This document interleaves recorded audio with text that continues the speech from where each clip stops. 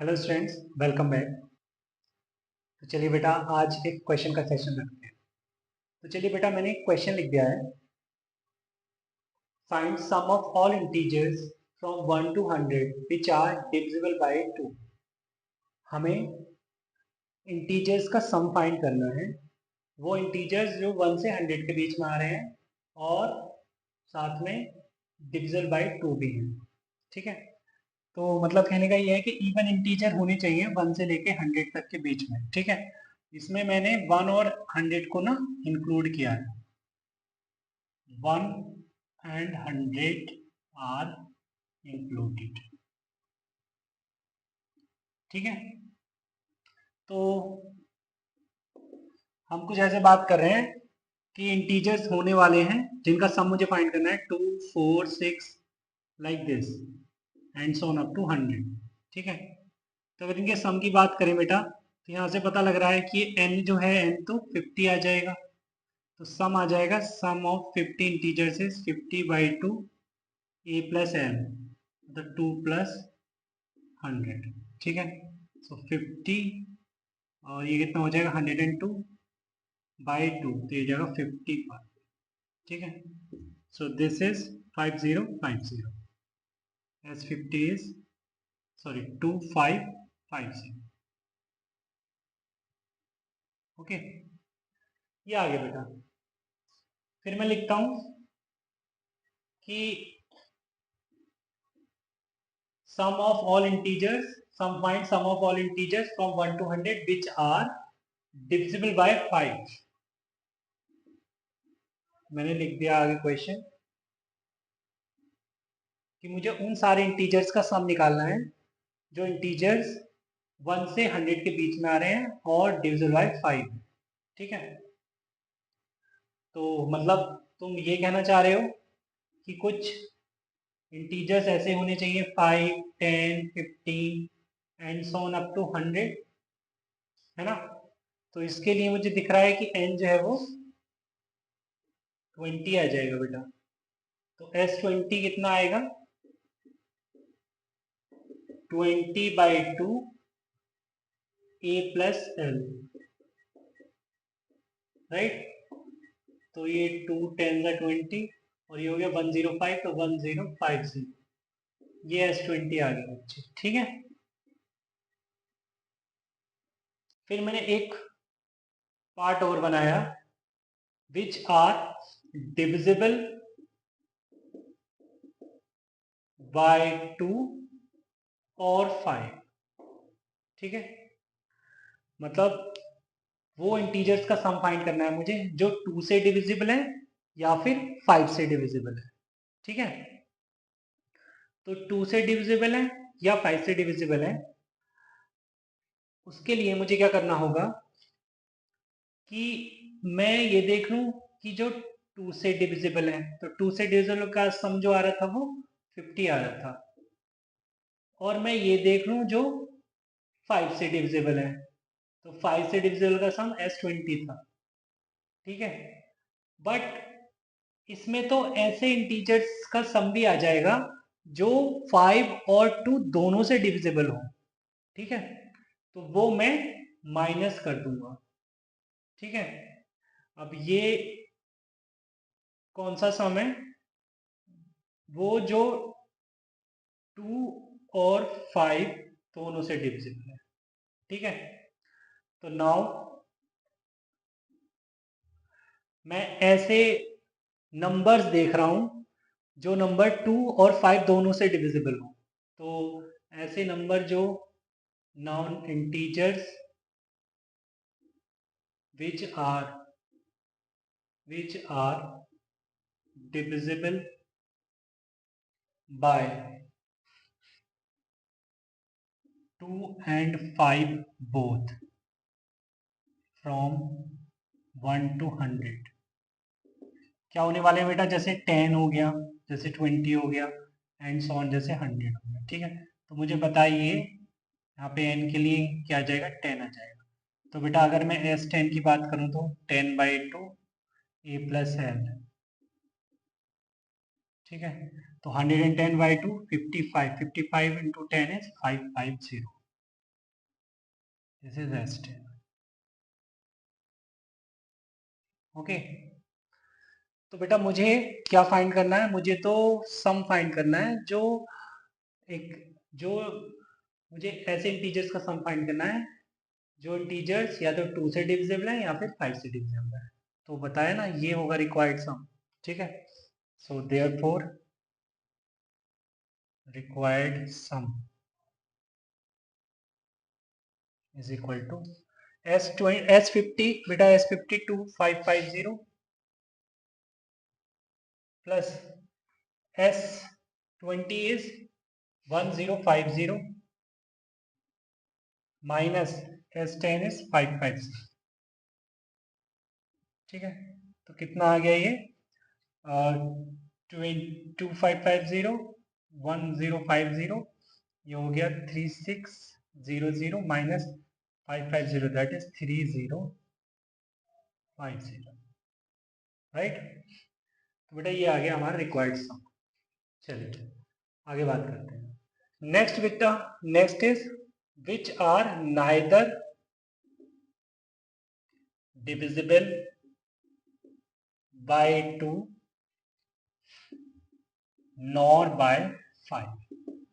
ठीक है, मतलब ऐसे इंटीजर्स का सम चाहिए मुझे जो ना तो 2 से डिविजिबल हो और ना ही 5 से डिविजिबल हो।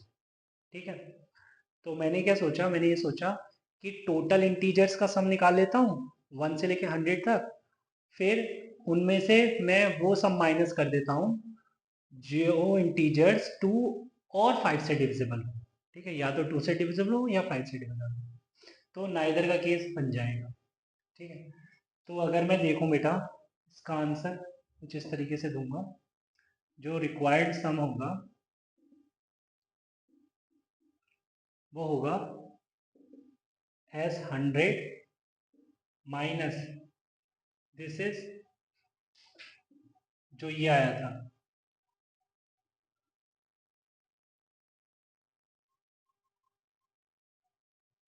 S50 plus S20 minus S2 intersection 5, ये आया था। ठीक है, तो S100 की बात करें तो बेटा ये आएगा 100/2 A plus L minus 3050।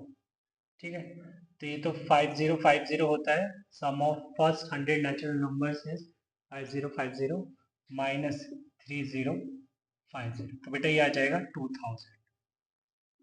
Right, चलिए आगे चलते हैं। चलो बेटा एक क्वेश्चन तुम ट्राई करना खुद से। Find sum of all integers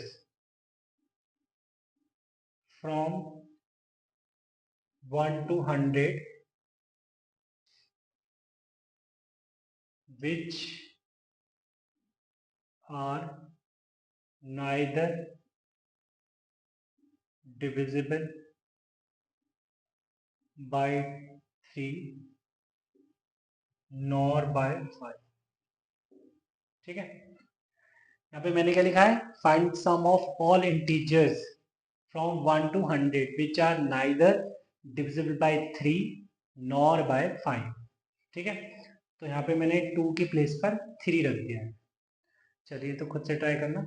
चलिए आगे चलते हैं। चलिए बेटा, तो क्वेश्चन लिख दिया है। Question is if a if an represents the rupees counted by a person in nth minute and a1 is equal to a2 is equal to a3 is equal to dot dot dot is equal to a10 is equal to 150, after that he counts 2 rupee less every minute, then the total time taken by him counting rupee 4500।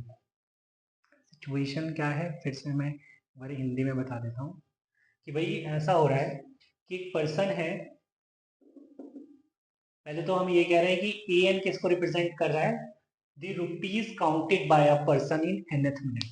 ठीक है, जैसे कि अगर मैं बात करूं A1 की, तो A1 इज व्हाट?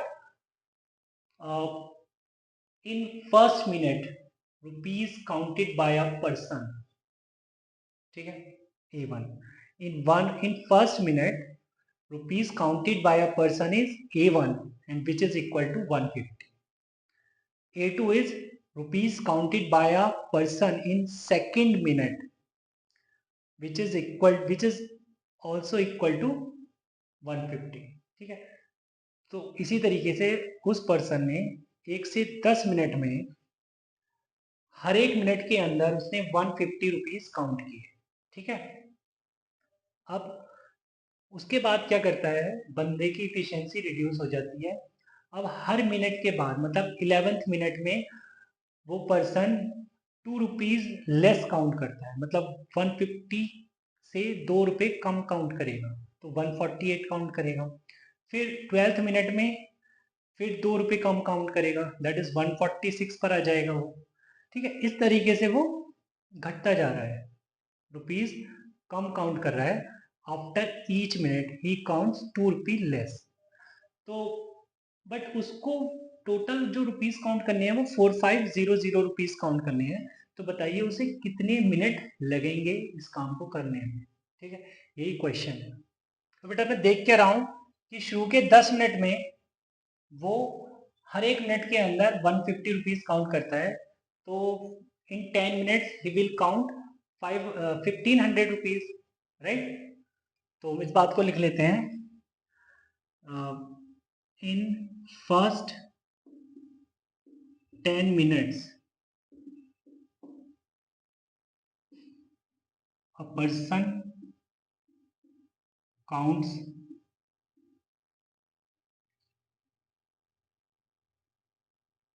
150 into 10 रुपए. ठीक है, दैट इज 1500. ओके, तो 10 मिनट में उसने 1500 काउंट कर लिया. अब उसे 3000 और काउंट करने हैं. ठीक है, तो मान लेते हैं कि now let he takes n minutes to count remaining amount.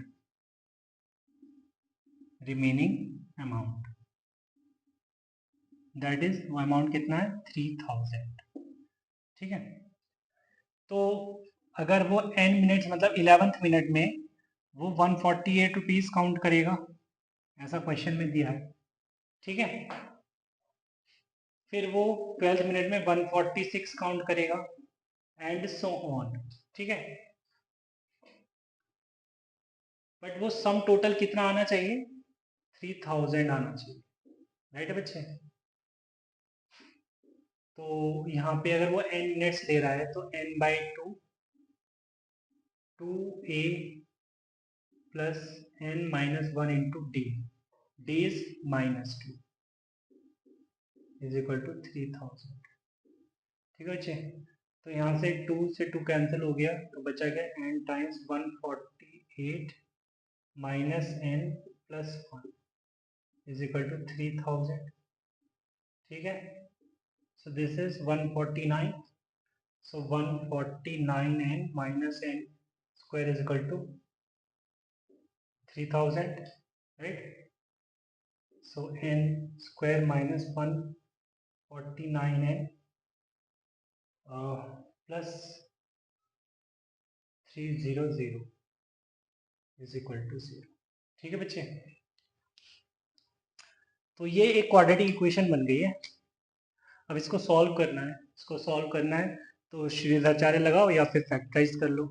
ठीक है, तो अगर मैं फैक्टराइज करता हूँ तो यहाँ पर मेरे को क्या दिख रहा है कि n-24 to n-125 is equal to 0, right.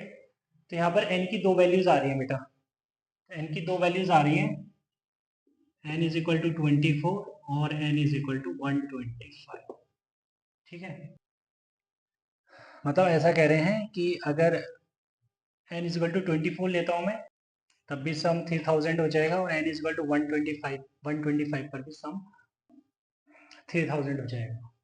But अगर मैं n को 125 लेता हूँ तो कुछ ऐसा होगा, जब n बेटा क्योंकि रिड्यूस हो रहा है ना। हो क्या रहा है यहाँ पे, n की दो वैल्यूज क्यों आई हैं समझ लीजिए।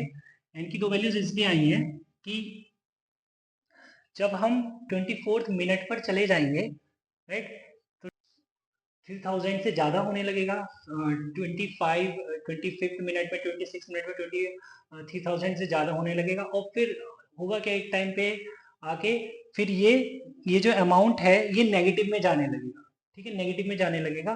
तो 125 मिनट पे फिर से, है ना, वो जो है कुछ नेगेटिव टर्म्स बनेंगी, कुछ पॉजिटिव, जिससे कि टोटल एडिशन करेंगे तो फिर से वो 3000 ही बन जाएगा। इसलिए यहाँ पे दो वैल्यूज आ रही हैं। तो हमारे लिए जो सही आंसर है वो है 24। ठीक है, तो हाँ, तो total time taken by him, total time taken by him is 24 plus 10 is equal to 34 minutes. ठीक है बच्चे, ये है करेक्ट आंसर। चलिए अब आगे चलते हैं।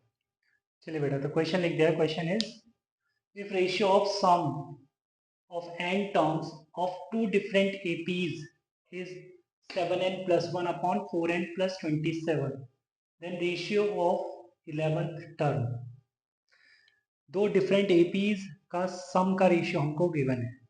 दो डिफरेंट APs हैं, उनके सम का रेशियो हमको गिवन है, that is 7n plus 1 upon 4n plus 27। ठीक है, तो हमसे पूछ रहे हैं उनकी 11th टर्म का रेशियो क्या होगा, राइट। तो देखो बेटा, अगर मैं दो डिफरेंट एपीज को के सम को, एक को एसएन से डिनोट करता हूँ, दूसरे को एसएन डैश से,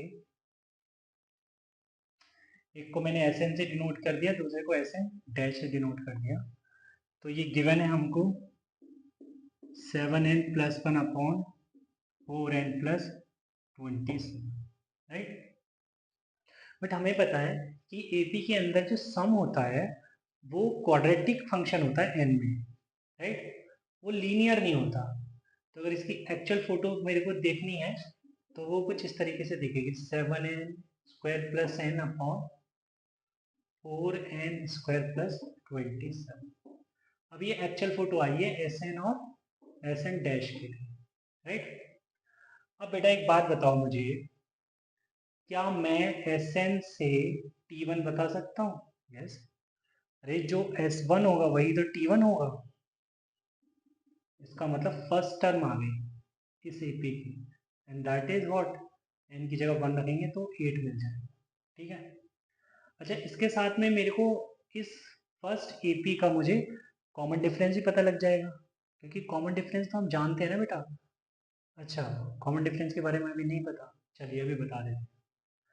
कॉमन डिफरेंस अगर बेटा हमें सम गिवन है, अगर हमें सम गिवन है an² plus bn plus c, ठीक है, मतलब क्वाड्रेटिक है ये n में, then common difference is 2 into coefficient of n square, coefficient of n square मतलब 2a, ये कॉमन डिफरेंस बनता है बेटा। ठीक है, ये बहुत इंपॉर्टेंट है, इसको लिख लेना अगर नहीं लिखा है तो। ठीक है, तो यहाँ पर अगर मैं बात करूँ, मेरे को सम तो गिवन है बेटा 7n² प्लस n, राइट। तो अगर मैं यहाँ से कॉमन डिफरेंस की बात करूँ D1 की, तो मेरे को क्या मिलेगा, 2 इंटू 7 दैट इज 40, राइट। इसी तरीके से यहाँ पर मेरे को S1 डैश मतलब T1 डैश मतलब फर्स्ट टर्म मिल जाएगी सेकेंड एपी की, और वो क्या होगी बेटा 27 plus 4 that is 31, and D1 dash मुझे कॉमन डिफरेंस दिखेगा सेकेंड एपी का, क्या दिखेगा 2 इंटू 4 मतलब 8, राइट। तो ये तो बेटा हो गया कॉमन डिफरेंस और फर्स्ट टर्म पे बात। तो मुझे फर्स्ट टर्म और कॉमन डिफरेंस ही तो चाहिए होता है, अगर मुझे कोई भी टर्म बतानी है तो मुझे कॉमन डिफरेंस और फर्स्ट टर्म पता होनी चाहिए। तो T11 अपॉन T11 डैश क्या क्या आएगा बेटा, T1 plus 10D1 on T1 dash plus 10D1 dash, right. तो T1 की अगर बात करें हम तो आएगा बेटा 8 plus 10 into 14 upon T1 dash is 31 plus 10 into 8। तो ये निकल के आएगा बेटा, ये ऊपर आ जाएगा 140 प्लस 8 148 अपॉन 31 प्लस 80 111। अगर मैं बात करूं बेटा 37 की तो 37 3 जा 3721 टू कैरी 3 9, तो ये 37 3 जा एंड 37 4 जा, राइट। तो ये आ जाएगा 4/3। तो T11 अपॉन T11 डैश 4/3 आ गया, राइट। चलिए बेटा तो एक ऑल्टरनेटिव भी देख लेते हैं, उससे भी कैसे हम आंसर कर सकते हैं इसका। ठीक है बेटा, तो ये ऑल्टरनेटिव रहेगा, अगर हमें Sn से Tn में जाना है अगर, ठीक है, तो हम रिप्लेस करते हैं n को by 2n minus 1, right. n को रिप्लेस कर देंगे हम Sn के अंदर 2n माइनस 1 से। जैसे हमें अगर Sn पता है, Sn बाय Sn डैश ये 7n plus 1 upon 4n plus 27 पता है, राइट। तो अगर हम चाहते हैं कि हमें Tn अपॉन Tn डैश मिल जाए तो वो क्या होने वाला है, 7 into 2n minus 1 plus 1 upon 4 into 2n minus 1 plus 1, ठीक है। अब भरोसा तुम्हें तभी होगा जब ये मैं फाइंड आउट कर लूँगा। तो T11 तो n की जगह मैं 11 रख देता हूँ, तो T11 बाई T11 डैश है 11 to the 22 22 minus 1 21 7 into 21 plus 1 upon 22 minus 1 21 4 into 21 plus 1, ठीक है। तो ये कितना हो गया बेटा, 7 7 to the 14 140 4 1 जा 4 4 to the 8, ओके सॉरी ये 27 था यार, सॉरी 27 था प्लस 27, ठीक है बच्चे। तो क्या नोटिस कर रहा हूँ मैं कि T11 बाई T11 डैश जो है वो 148 बाय 111 आ रहा है, ठीक है। तो वही आएगा 4/3, है ना, शॉर्ट अच्छा वाला, डायरेक्ट बताया हमने। अगर Sn से हमें Tn चाहिए तो n को रिप्लेस कर दीजिए Sn के अंदर 2n माइनस 1 के साथ, 2n माइनस 1 के साथ, ठीक है। अब कोई बोलेगा कि अगर सर कल को मुझसे मुझे Tn गिवन हो और Sn के बारे में पूछे तब भी सर मैं यही कर दूं, नहीं, तब तुम्हें n को रिप्लेस करना होगा Tn के अंदर n प्लस 1/2 के साथ, ठीक है। चलिए तो इस बात को भी लिख लेते हैं, and if Tn by Tn dash आपको बदलना है Sn बाय Sn डैश में, तो रिप्लेस करिए n in Tn by n plus 1/2, right. चलिए अब आगे चलते हैं। चलिए बच्चे तो क्वेश्चन लिख दिया है, क्वेश्चन है if A1 A2 A3 and so on up to An are in AP and A1 plus A2 plus A3 and so on up to AP upon A1 plus A2 plus A3 and so on up to AQ is P square by Q square, then then A6 upon A21 is what। तो बेटा A6 और A21 का मुझे ratio बताना है, जबकि ये same AP में बात हो रही है, कोई डिफरेंट एपी नहीं है, सेम एपी में बात हो रही है। चलिए तो ये जो रेशियो गिवन है मुझे इसको थोड़ा ठीक कर लिया जाए। ऊपर p टर्म्स गिवन है तो लिख देता हूँ p/2 2a1 plus p minus 1 into d, right, and a1 is a, ठीक है, क्योंकि यहाँ पे a1 a2 नहीं होने वाला है क्योंकि AP जो है वो सेम है, अपॉन नीचे q टर्म्स का सम गिवन है, means q by 2a plus q minus 1 into D, इसका रेशियो गिवन है बेटा P square by Q square, ठीक है। तो बेटा 2 से 2 कैंसिल आउट हो गया, ये p से ये p एक कैंसिल हो गया, q से ये q कैंसिल हो गया, क्या बचा बच्चे 2a plus p minus 1 into d upon 2a plus q minus 1 into d is equal to p by q, right. अब देखो ये जो लेफ्ट हैंड साइड में रेशियो है इसमें सम की फील आ रही है, टर्म की फील नहीं आ रही है। टर्म की फील आनी चाहिए, टर्म की फील तभी आएगी जब a plus n minus 1 into d type में होगा, राइट।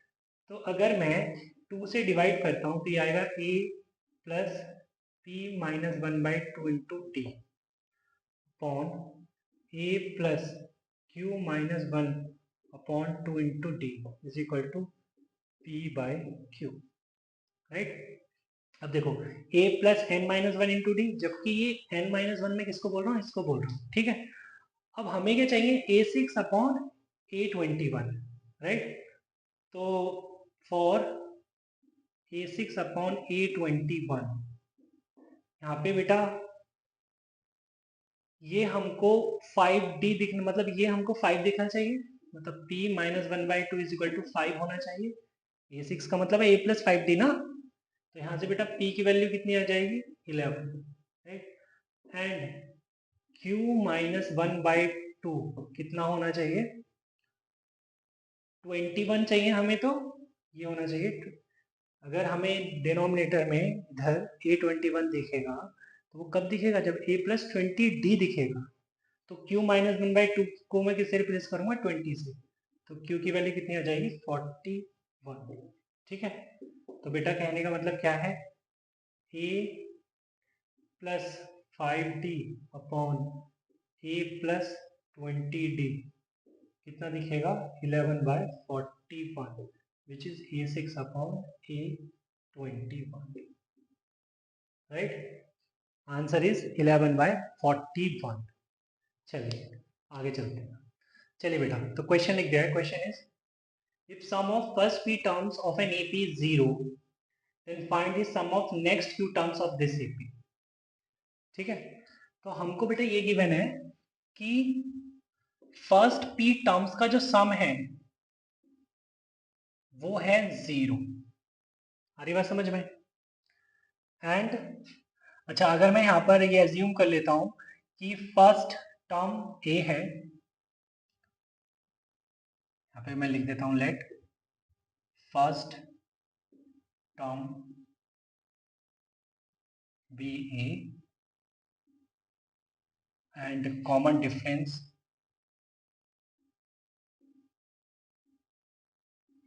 B t. तो यहाँ पे बेटा ये चीज s p is equal to 0 से क्या पता लगा हमें a p बाई 2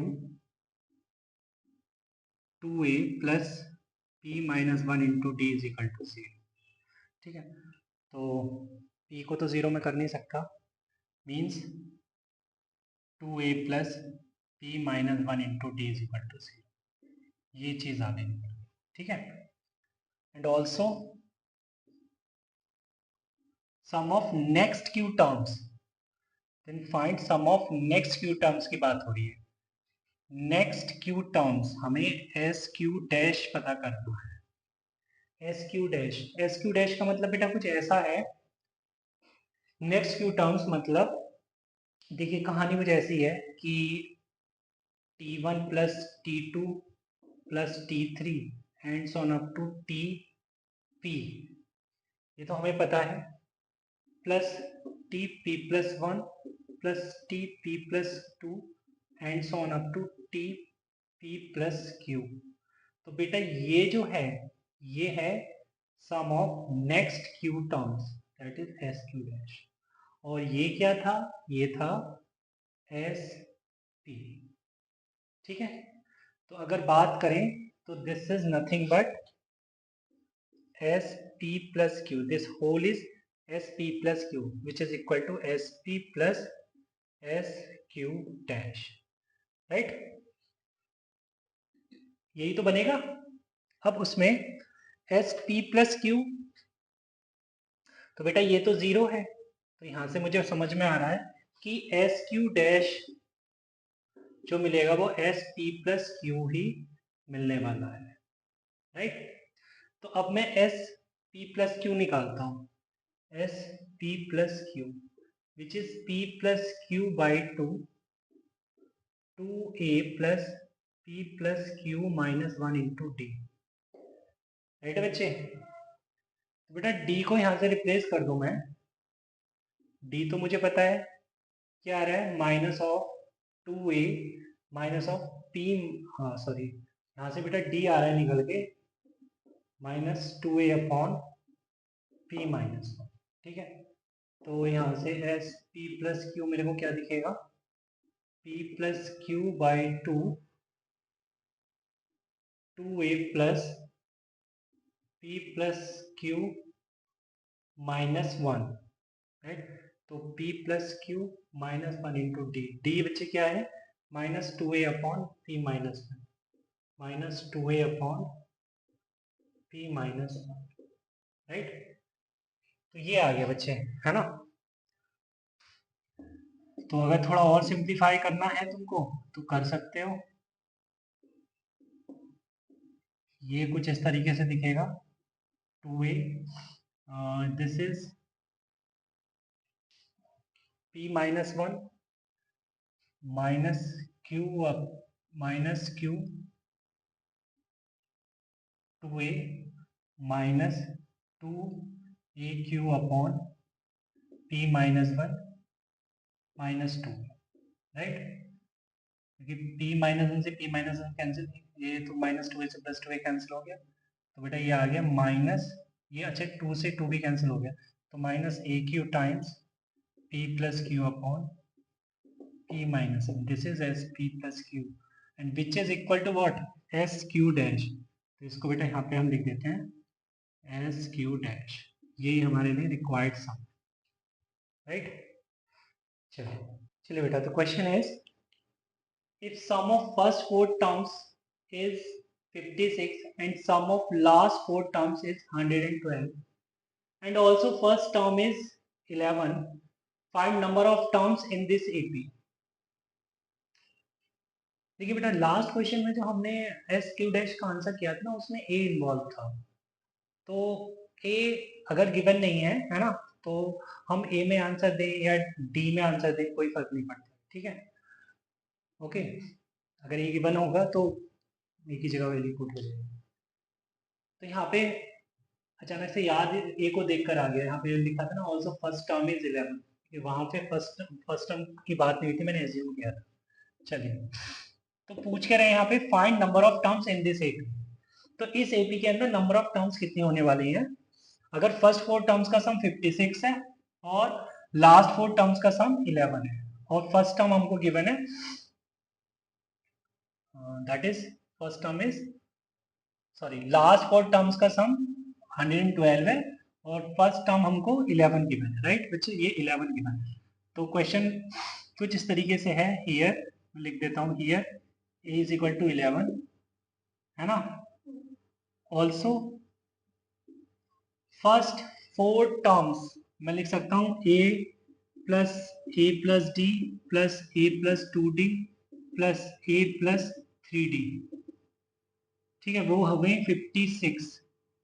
आप अगर सम एज्यूम करना है तो ऐसे ही करिए, क्योंकि बात यहाँ पे लास्ट टर्म की भी हो रही है बेटा, ठीक है?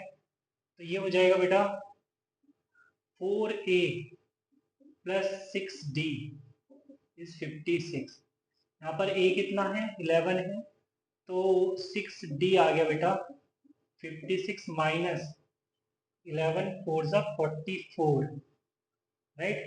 तो d यहाँ से 2 दिख रहा है 2, d आ गया 2।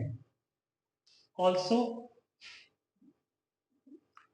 लास्ट 4 टर्म्स की अगर बात करूं मैं और लास्ट टर्म को एल बोलूं तो L plus L minus d plus L minus 2d plus L minus 3d, क्या मुझे 112 गिवन है? क्या ये बात सही है? बिल्कुल सही है। तो यहाँ पर बेटा 4l माइनस 6d कितना दिख रहा है? 112, राइट। जिसमें d भी मेरे को भी पता है, d is what? d is 2, तो ये जाएगा 12, तो 4l दिखने लगेगा बेटा मेरे को 112 plus 12, that is 4l is equal to 124। तो बेटा l मेरे को दिखने लगा 31, लास्ट टर्म मेरे को बेटा 31 दिखने लग गई। ठीक है, तो बात हो रही है नंबर ऑफ टर्म्स की, नंबर ऑफ टर्म्स की बात हो रही है। तो नंबर ऑफ टर्म्स के लिए मेरे पास फॉर्मूला है ना, l minus a upon d plus 1, उसी से मैं नंबर ऑफ टर्म्स बताने वाला हूं। Therefore from n is equal to l minus a upon d plus 1 से n आ जाएगा 31 minus 11 upon 2 plus 1। 31 minus 11, 20, 20 by 2 10, 10 plus 1 11, तो n आ गया बेटा 11 टर्म्स है इस प्रोग्रेशन के अंदर। चलिए अब आगे चलते हैं। चलिए बच्चे, तो मैंने क्वेश्चन लिख दिया है। Question is let a1 a2 a3 and so on up to a100 are in ap such that a1 is equal to 3। बेटा ये काम की चीज हमें मिल गई है कि फर्स्ट टर्म जो है वो 3 है इस गिवन ap में, जिसके अंदर 100 टर्म्स हैं। यहाँ पे बोला है s p is equal to summation a i where i is equal to 1 to p. तो बेटा यहाँ पे इसने एस एन की तरह हमें मतलब डिफाइन करके बताया कि भाई एस पी जो है ये है, सम है फर्स्ट पी टर्म्स का, राइट। तो इसमें तो कोई नई बात नहीं हुई। वेयर पी इज 1 टू 100, ठीक है। मतलब ये जो गिवन प्रोग्रेशन है, गिवन एपी है, इसके लिए सम जो है वो एस पी है। चलिए ठीक है, इसमें कोई नई बात नहीं, इसमें कोई नई बात नहीं है, ठीक है। Now for any integer n with n 1 to 20, let m is equal to 5n, ठीक है। अब वो कह रहे हैं कि अगर n 1 से 20 तक जाता है तो हम m जो है वो 5n ले सकते हैं, okay. And if sm upon sn is independent of n then a2 is equal to 1। तो कोई खास नई बात नहीं बोली है इन्होंने, है ना। जो नई जो इंफॉर्मेशन है वो तो एक तो ये है कि भाई ये 100 टर्म्स हैं एपी के अंदर, जिसमें फर्स्ट टर्म जो है वो 3 है, राइट। और फिर बोला है कि अगर ये रेशियो, अगर हम s m upon s n, ये दो दो सम बट सेम एपी में बात हो रही है, सेम एपी डिफरेंट नहीं है, सेम एपी में अगर s m upon s n देखते हैं तो वो इंडिपेंडेंट ऑफ एन है, देन ए टू क्या होगा, मतलब उस एपी की सेकंड टर्म बतानी है। इतनी सी बात, और कुछ भी फालतू दिमाग नहीं लगाना है। S m upon s n लिख दें हम, हमें जैसा आता है फॉर्मूला सम का, तो this is m by 2 a1 plus m minus 1 into d upon n by 2a1 plus n minus 1 into d, right बच्चे। 2 से 2 कैंसिल हो गया, m की जगह अगर मैं 5n रख दूं तो दिस इज 5n, 2a की जगह मैं 3 रख दूं बेटा, 3 plus m minus 1 into D. अच्छा n की जगह मैं 5n रख रहा हूँ ना, तो यहाँ पे भी 5n रखूंगा, 5n upon n into 2 into 3 plus n minus 1 into, ठीक है बेटा। ये n से n कैंसिल हो गया, राइट। तो ये हो गया 5 times 6 plus 5n D minus D upon 6 plus n D minus D, ठीक है बेटे।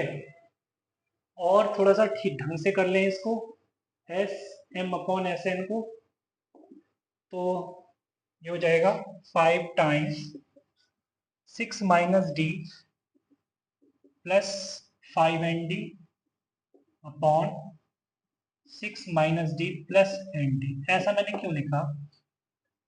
देखो मैंने ऐसे इसलिए लिखा कि आप चाहते हैं ये रेशियो जो है इंडिपेंडेंट ऑफ एन होना चाहिए, बट अभी इसमें एन दिख रहा है बेटा, है ना, ऊपर भी एन है और नीचे भी एन है। तो n से इंडिपेंडेंट कब होगा? जब n कैंसिल होगा। बात समझ आ रही है? मतलब ऊपर और नीचे से n कैंसिल हो जाए, है ना। अब अपने आप तो करेंगे नहीं कि लो हमने कैंसिल कर दिया, मतलब वो अपने आप कैंसिल होना चाहिए, कटना चाहिए ऊपर नीचे से। तो ऐसा कब होगा, कैंसिल कब होगा? जब बेटा ये टर्म ना दिखे हमें, 6 माइनस डी ना दिखे, राइट। 6 माइनस डी अगर हमको नहीं दिखेगा, मतलब 6 माइनस डी की जगह अगर 0 होगा और ऊपर नीचे, तो n खुद ब खुद कैंसिल हो जाएगा। इसका मतलब हम चाहते हैं if Sm by Sn is independent of n, then 6 minus d must be 0। मतलब बेटा d इज इक्वल टू 6 आ जाना चाहिए। d अगर 6 आ जाएगा तब ये Sm अपॉन Sn इंडिपेंडेंट हो जाएगा, राइट। तो हमसे पूछ क्या रहा था, वो हमसे पूछ रहा था a2 क्या होगा। बेटा a2 जो है वो तो a1 प्लस डी होगा। अभी a1 मेरे को पता है 3 है और d पता लग चुका है 6 है, तो बेटा यहाँ से a2 आ गया है 9। a2 की वैल्यू आ गई है बेटा 9। ठीक है, चलिए आगे चलते। चलिए बेटा कुछ हमको याद रखना है तो रिमेंबर करके डाल देते हैं, है ना। जैसे sum of first N natural numbers, ये हमें याद रखना होता है। तो लिख लेते हैं 1 plus 2 plus 3 and so up to n, है ना, which is sigma n is equal to n n plus 1 by 2। Second one is 1 square plus 2 square plus 3 square and so on up to n square. Sum of squares of first n natural numbers, which is also written as sigma n square, is n plus 1 2n plus 1 by 6, right. Third, 1 cube plus 2 cube plus 3 cube plus and so on up to n cube.